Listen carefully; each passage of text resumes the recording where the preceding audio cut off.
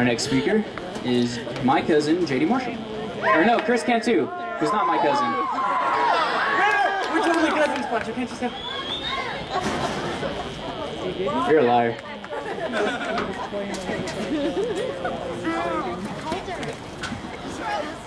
Hello, I'm Chris Cantu.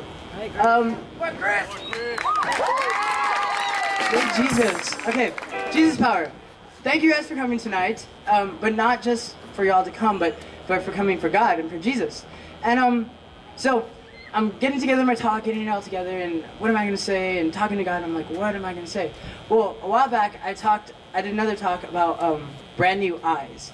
And right now, squint your eyes as small as you can, like squinty, squinty, squinty, and like try to see through your eyelashes. And you can't really see much. Like look around at your friends and the weird person sitting next to you, and just like squint at them and see them. And it's hard to look at them that way.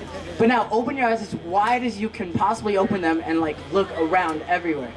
And you know when you borrow someone's glasses and you don't wear glasses and you put them on and they're all like blurry, and then you take them off with your real eyes and then everything's straight, or maybe it's the other way around where like everything's blurry and you put them on and wow, magic. So brand new eyes. What do I do with that, God? And then it got me thinking, how does God look? I mean, God sees us and he talks to us and he listens to us, so he must see us. What does he see through his eyes? And at the very, very beginning of the Bible, Genesis 1:1 says, in the beginning God created the heavens and the earth. And then Genesis 1:2 says, the earth was void and formless. Void and formless, what's that? It's all mush and nasty and darkness, and it was nothing, okay? And obviously we're not nothing, we're something. There's beautiful people here, there's a beautiful field behind me, there's things and life, and God created this. And how did he get something so nothingness, and turn it into something like this? Well, he saw with not human eyes, but he saw with spiritual eyes. And the eyes that he saw with was in a different level, it was in a different plane. It was in his world, in God's world, in the spirit world.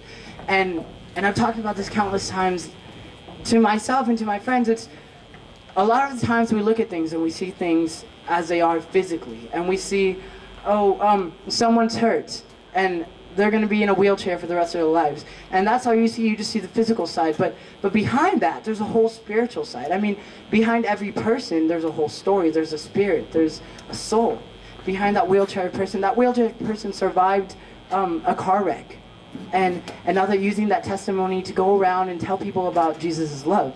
So God doesn't just look at a person and says, oh hey, that's just you. I mean, you're more than just you. I mean, this is just a suit, but inside of you, you have great power because you have God inside of you, you have love inside of you, and you have love around you.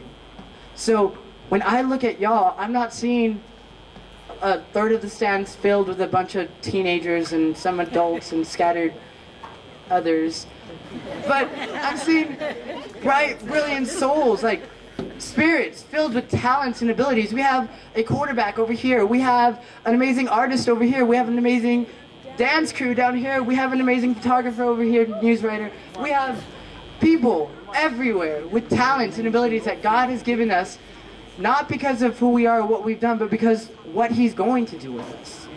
And I didn't really start seeing that until I started looking at things through God's eyes. God doesn't look at you and see you. He sees who he created you to be. He sees the spirit inside of you. He sees the spirits and the talents and your future and where you're going to go. And that's a reason not to stop, because there's so many times where you just want to stop and you're just like, it's no point. I mean, things are just terrible. But God has a future for you, and he has a plan for you. And God is love. That's 1 John 4:8. Remember that. It's an amazing verse. God is love. And when you put on God's love glasses, you see things differently. You see people for more than just who they appear on the outside. You see the innerness of them. You see their spirit. And you see what God's doing in little bad things. In little bad things that are going on in the physical world. You see the spiritual change that's coming. A house burns down, a community comes together. I mean, a team wins, a community comes together. Just look at the flip side. Try to see things through God's eyes and see things through brand new eyes. Amen.